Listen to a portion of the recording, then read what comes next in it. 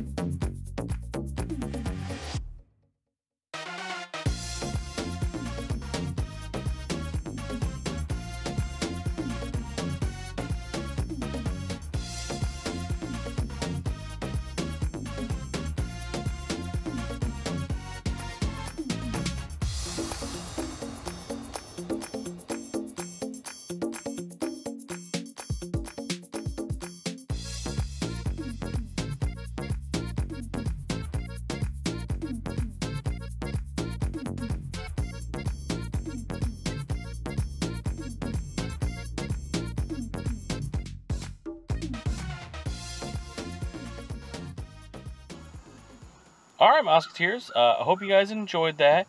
You know, we originally had plans this weekend to go do a Boy Scout thing. We were going to go down, go up rather, and do some whitewater rafting. But we had some unfortunate events happening at the house, and we had to kind of cancel. So, we decided to try to make it up to Epic Franklin. And we drove them down to Concord Mills. One of the things we've never done as a family is we've never opened up a Disney store. And if you're curious what we mean open up a store, when there are one there already, let me explain. Every single day, the Disney store, well, the Disney stores, all of them, but either outlet or regular Disney store. This one happens to be an outlet.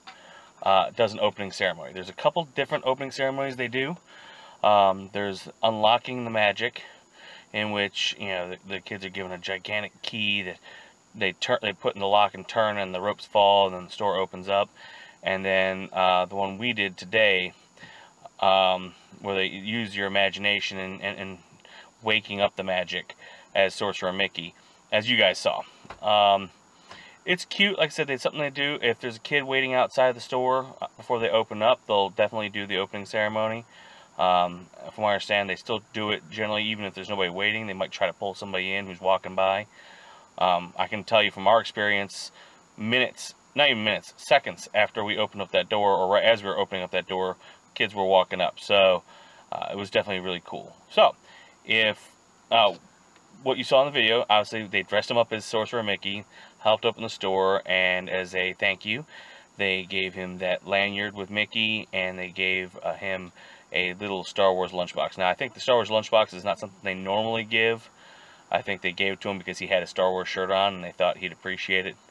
So, so yeah, we were talking with the employees. Like, we got there an hour before they opened, and we were talking with the employees as they were setting up and all that. Just showing our Disney side in a big way. You know, if you're wanting to do that, if that's something you're interested in, again, they do it every day. I would recommend getting there early. We are one example of a family that got there, you know, an hour before it opened. Ooh, get a little fly thing flying around. Other families get there an hour before they open as well. When I called them and asked when a good time would be to come in, he said that, you know, the day I called, as a matter of fact, that there was a kid waiting out there an hour before they opened. So what we did is we got up early, we drove down there and got there literally a little over an hour before they opened, and we were actually hanging out front with an employee, and didn't realize the person was an employee because he was in regular clothes. Or should I say cast member. He was in regular clothes, so we had no idea. So, you know, we're chit-chatting with him, and we came to figure out halfway through that, wait a minute, this is a cast member. And in fact, it turned out it was the cast member I had talked to a week prior. So, it was a cool experience. I'm glad we got a chance to do it. Now, on to part 2 of this video, which was the original, you know, purpose of the video. Let's talk about Descendants 2. Now, Descendants 2 was put out by Kenny Ortega, and of course Disney. He just directed it and created it. Kenny Ortega is responsible for the Descendants series 1 and 2. He's responsible for all the High School Musicals. He's got some cult classics like Hocus Pocus under his belt. So he has a knack for slightly cheesy yet, you know, I don't want to say addictive, but, you know, movies that sneak their way into your heart kind of situation. So, as far as Descendants 2 is concerned, I'm going to say overall we enjoyed it. Okay. You know, floating around right now, the music's all getting out now, but, you know, leading up to this movie coming out, you know, some of the music, a couple of the main songs have been, you know, released, and they're both still really good. There's some songs that you can tell they didn't put as much effort into. They weren't bad, but you can tell they weren't, not as much effort was put into creating them. But there's definitely some good music in it. The story, Descendants 2 continues the story of Mal, Evie, Jay, and Carlos, the children of Maleficent, the Evil Queen, Jafar, and Cruella de Vil. Continues their story in Auradon now that they've, you know, been accepted as permanent residents over there. But it also brings in other kids that were left behind. Now, if you recall, the original plan was that in the first movie that these kids were going to be the prototype to see how well this works. And if it worked, they're going to bring other kids from the Isle over. Well, that never happened. They got so tied up in what they were doing that they never got around to bringing some of these other kids over. So the daughter of Ursula, Uma, the son of Captain Hook, Harry Hook, you know, the son of Gaston. You know, these characters were just kind of left hanging amongst other hundreds of other kids on the Isle. They're all just kind of left hanging, and some of them didn't take too kindly to that. So when Mal, who is becoming overwhelmed with the princess treatment, because that's not something she's ever been, she decides to go home, back to the Isle, to try to get a breath of fresh air and feel like herself again.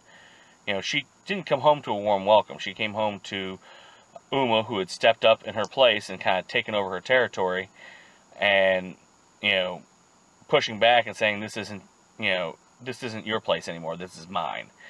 And, you know, Harry Hook is her first mate, and Gaston's one of her minions. or Gaston's son's one of her minions.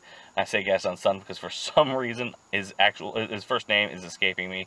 I'm sure my wife's gonna look at me and like, really, you should know this. But so yeah, you know, she comes back, and you know, obviously her friends over in Oridon realize, hey, we need to go get her back because this isn't her. You know, she needs to be with, you know, Belle and Beast's son, and you know, become Queen of Oridon. Well, they go to the Isle to try to rescue her. Unfortunately, Pretty Boy, Beast's son, gets captured by Uma and Hook, and they go through this whole, you know, spiel to try to win him back and save him. I don't want to go into too much detail because I don't want to ruin the end of the movie. But needless to say, they go through a whole lot of trouble to rescue him. They end up having to, you know, basically the bargaining chip that she's asking for is the fairy godmother's wand again. You know, the wand that they needed in the first movie to get the villains off. Well, she's like, I want the wand. You know, we're still stuck here. We want out.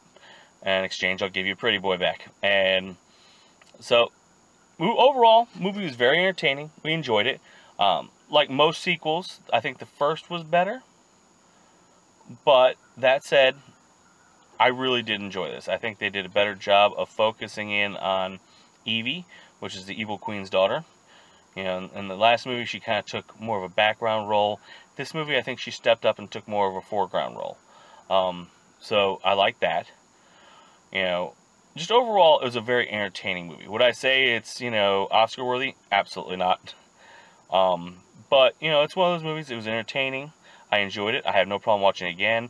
We've moved some of the music over onto our playlist for our drive, you know, to and from Disney. So, overall, we liked it. We were entertained. I would recommend it to anybody who's seen the first one and enjoyed the first one. If you've never seen the first one and you're just seeing this, I'd recommend go watch the first one. I really liked the first one. It had cheese to it, so just walk in knowing this is a Disney Channel original. And Disney Channel originals do tend to have some cheese. So, walk in knowing that. And also walk in knowing that the person who created this also created the High School Musical series. So, it's kind of in that same vein, only you're following bad guys, which is nice.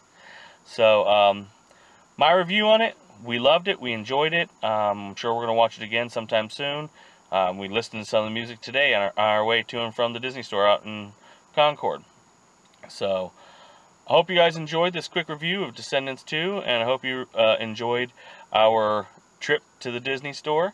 Looked like I lost some of my light. My car is telling me, I think we're done for the day. Yeah, I'm recording from my car. You're probably going, why is he recording from his car? Because honestly, it's comfortable. I knew I needed to record this today before before I lost any of it. So my wife's over here cooking on the grill. I just pulled up. I had picked up some drinks from the gas station. I was like, you know what? Before I stall any longer, let me go ahead and quickly put this thing into the phone, and so I can do some editing and get it ready. So again, we enjoyed the movie. I highly recommend it. If you haven't seen the first one, watch that first, because they, they're months, a matter of months apart between the end of the first one and the start of the second one. So, thank you so much for watching and listening to me ramble. And I'm going to leave you as I leave you every week. I hope you never lose sight of one thing. This was all started by a mouse. Thank you so much for watching, and we'll see you guys next week. Bye. Come on, everybody.